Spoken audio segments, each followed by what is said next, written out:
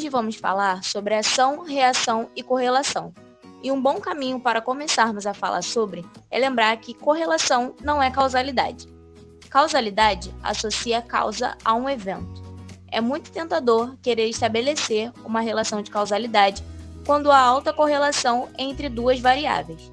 No entanto, é importante ser cauteloso e não tirar conclusões precipitadas.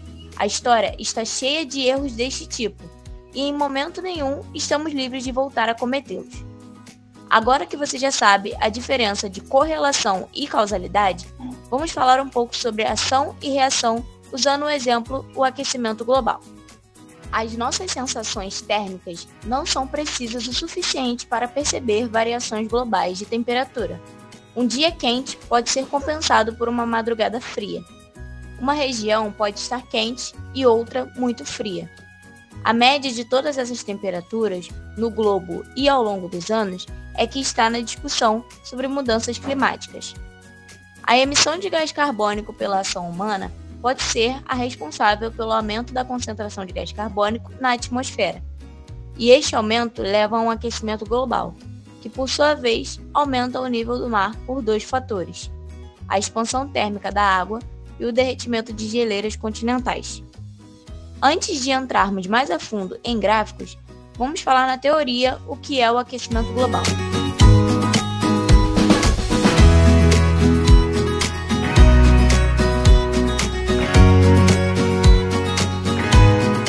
O aquecimento global é o aumento da temperatura média dos oceanos e da camada de ar próxima à superfície da Terra, que pode ser consequência de causas naturais e atividades humanas.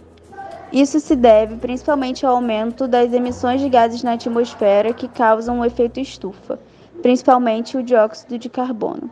Não posso deixar de falar também o que é o efeito estufa. Ele corresponde a uma camada de gases que cobre a superfície da Terra. Essa camada é composta principalmente por gás carbônico, metano e vapor de água.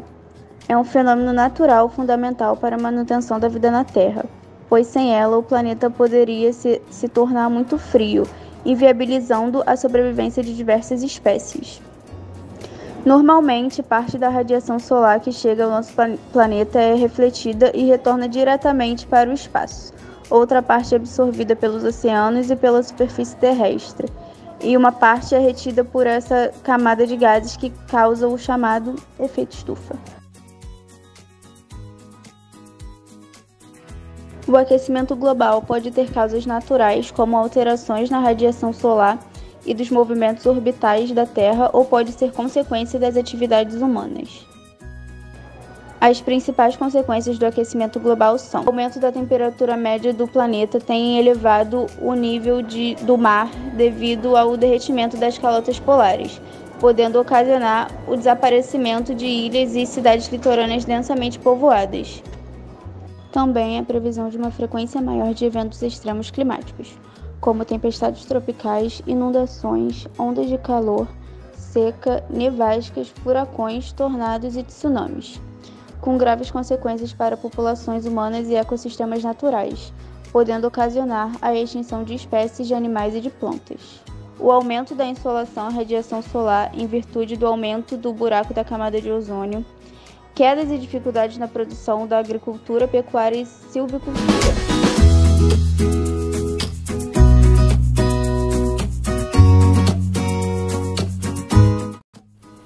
Bom, o ser humano influencia no aquecimento global? A resposta para essa pergunta é: sim, há atividades feitas pelo homem que contribuem para a progressão do aquecimento global, e entre essas atividades humanas estão as atividades industriais, onde indústrias lançam grandes toneladas de poluentes na atmosfera, que além de serem responsáveis pelas mudanças climáticas, essas substâncias tóxicas geram problemas respiratórios e impactam de forma negativa a qualidade de vida dos cidadãos em grandes cidades. A queima de combustíveis fósseis. A queima desse combustível emite gases poluentes na atmosfera, como o dióxido de enxofre, óxido de nitrogênio e o dióxido de carbono, que são o principal agravador do efeito estufa. O desmatamento e queimadas. O desmatamento contribui diretamente para a elevação da temperatura média da Terra, uma vez que as florestas têm grande importância para a regulação do clima do planeta. Além disso, devido às áreas naturais terem grande capacidade de absorver CO2, as queimadas soltam novamente todo o gás na atmosfera. A agropecuária e mudanças no uso do solo.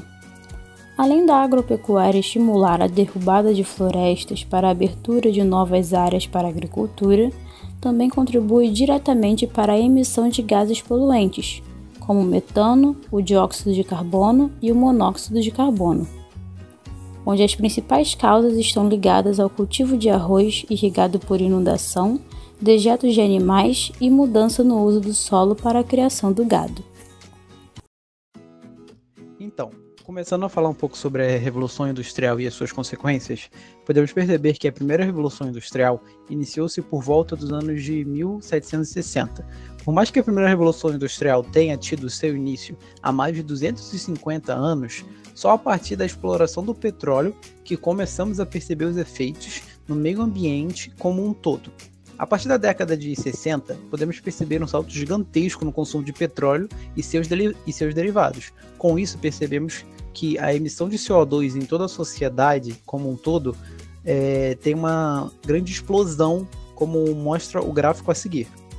Podemos perceber que emissões de carbono já existiam desde 1850 ou antes, mas eram muito baixas as suas taxas variáveis e vão crescendo numa escala até que normal. Porém, depois do ano de 1950 a 60, podemos perceber que mais que dobra a emissão. Então, é um boom muito grande em relação a essa emissão, devido a esses combustíveis fósseis que derivam do petróleo. Além de notarmos o salto na emissão de CO2 na atmosfera, podemos também fazer uma correlação entre o aumento das emissões e a elevação de temperatura média na Terra nos últimos 50 anos. Analisando o gráfico abaixo, conseguimos constatar isso melhor. A variação de temperatura existe de novo desde o ano 1800 e vai bolinha. Porém, percebemos que essa variação era uma variação muito baixa, era uma variação até para graus negativos. Porém, depois da época de 1950, podemos perceber que deixa de ser uma montanha russa e passa a se tornar uma escalada constante, fazendo com que nos últimos 50, 70 anos, a humanidade tenha aumentado mais de 1 grau Celsius a temperatura global. Isso para as geleiras, o norte ou até a Antártica, faz uma diferença absurda, porque isso faz com que as camadas polares derretam e também aumenta o nível do mar em todo o mundo. E no gráfico acima, podemos perceber que a Terra já tinha essas variações normais, mas depois de 1960, esse petróleo acaba subindo demais, porque essa variação acaba subindo demais em decorrência do petróleo. Então, de onde vêm essas emissões? Cerca de 86% dessas emissões de dióxido de carbono no mundo vem da queima de combustíveis fósseis para a produção de energia e materiais. As primeiras eras da industrialização foram dominadas pela queima de carvão vegetal e só no final do século XIX começaram a aumentar as emissões por petróleo e gás natural. No final do século XX, as emissões pela produção de cimento e pela chama, um dispositivo de combustão de gases inflamáveis usado na indústria, se torna mais significativa, como podemos ver no gráfico abaixo, que correlaciona as emissões de CO2 na atmosfera pela queima de combustíveis fósseis. No gráfico a seguir, podemos ver os países com maior acúmulo de emissões, desde 1850 até 2021, que é o ano passado. Podemos perceber que o Brasil tem uma emissão entre os primeiros, porém, percebam que também o Brasil tem uma emissão alta em cerca de 90% responsável pelo manuseio do solo, pelo Brasil ser um país predominantemente agrícola, né? Então, o manuseio do solo aqui acaba gerando essas emissões de CO2, porque é muito CO2 preso na terra em bolsões gigantes. Porém, 10% apenas são de queima de combustíveis fósseis. Agora, países como Estados Unidos, China e Rússia têm predominantemente mais de 60% das suas emissões apenas feitas pela emissão de queima de combustíveis fósseis. Além do mais, uma nova pesquisa sobre o acúmulo histórico de emissões de CO2 põe o Brasil entre os maiores poluidores do mundo, no estudo que leva em consideração pela primeira vez o desmatamento ao contabilizar a liberação do gás, porque por mais que o Brasil não queime muitos combustíveis fósseis, o desmatamento da Amazônia faz com que menos CO2 seja absorvido, já que a Amazônia é uma grande esponja de CO2 devido à sua mata natural e preservada. Então o Brasil acaba aparecendo em quarto lugar nesse ranking de emissões desde 1850. A China, gigante emergente que só pretende começar a reduzir suas emissões a partir de 2030, ou seja, daqui a 7 anos, é apontada como o segundo maior emissor de gases de efeito estufa no acumulado histórico atrás dos Estados Unidos. Ou seja, nos próximos 7 anos, isso ainda pretende aumentar, já que a China só se comprometeu em diminuir a sua emissão a partir do começo da próxima década. Por meio da estatística, é possível observar que sim, o homem influencia no aquecimento global. Podemos comprovar isso por meio das séries temporais. Mas o que é uma série temporal? São estudos estatísticos que organizam dados coletados ao longo do tempo em formas de gráficos. Como exemplo, temos o gráfico ao lado. Nele, a reta vertical mostra a concentração de gás carbônico na atmosfera em partículas por milhão, e a reta horizontal mostra o período de tempo do estudo. É possível perceber que a emissão de gás carbônico em 40 anos obteve um salto de 320 para 380 partículas por milhão. Dados como esse evidenciam a responsabilidade humana no aquecimento global. Sabendo da nossa responsabilidade, é indispensável que aprendamos formas de combater o aquecimento global. Por isso, iremos mostrar algumas formas de combater o aumento desse fenômeno a seguir. Como combater o aquecimento global? Existem várias formas de combater o aquecimento global, mas hoje vou citar 5 dessas formas. 1. Reduz a geração de resíduos. Comece adotando a coleta seletiva, que contribui para a preservação do meio ambiente e para práticas cotidianas mais sustentáveis. Já em casa, você pode criar alternativas eficazes para diminuir a geração de resíduos, como comprar produtos duráveis e resistentes e conservá-los ao invés de descartá-los. Sobre embalagens, procure pelas reutilizáveis ou recicláveis e escolha produtos de empresas que desenvolvem propagandas socioambientais ou que sejam responsáveis pelo tratamento pós-consumo, em geral assinaladas com algum selo ambiental.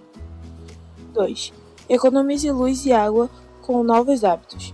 Economizar água e energia elétrica pode e deve ser uma preocupação constante no seu dia a dia. Reduzir o consumo contribui tanto para as suas finanças quanto para o meio ambiente, já que reduz a demanda de recursos naturais para o fornecimento de água e de luz. Para isso, você pode mudar seus hábitos com dicas simples, que vão desde a utilização de lâmpadas fluorescentes em vez de incandescentes, até o reaproveitamento de água para levantar o quintal. Apoie os alimentos agroecológicos. Nossa alimentação cada vez mais preocupa nutricionistas e profissionais da saúde, mas o problema não está em comer em si, mas no que se coloca no prato e é desperdiçado. Além de evitar o desperdício de comida, uma das grandes mudanças que você pode promover é trocar os supermercados pelas feiras, consumir mais alimentos agroecológicos, ou seja, produzidos sem agrotóxicos, e pela agricultura familiar. Os alimentos vendidos em feiras não vêm em embalagens e o trajeto que fazem do produto até o varejo é muito mais curto que o dos comercializados em um supermercado. Com isso, a degradação do meio ambiente e a emissão de poluentes durante o transporte é menor. 4. Faça trechos menores a pé. Andar ainda é uma forma mais eficiente de se locomover, pois é saudável, não poluente, econômico e ainda permite reconhecer e interagir muito mais com a cidade. Por isso, sempre que possível, substitua o uso do carro por caminhadas para percursos de até 3 km de distância. Segundo o estudo publicado na revista The Lancet, durante a Assembleia Geral da ONU, Aumentar esse tipo de deslocamento pode se refletir em uma redução de 5% na emissão de material particulado fino na atmosfera. 5. Invista no que você acredita. Pergunte e pesquisa sobre a origem dos produtos que você consome e sempre confira se os fabricantes não estão envolvidos com desmatamento ilegal e mineração, por exemplo.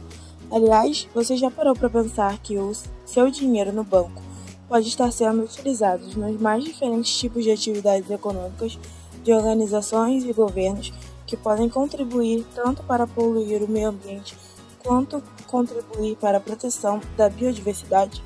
Ou seja, use o seu dinheiro como moeda de troca para investir naquilo que você realmente acredita.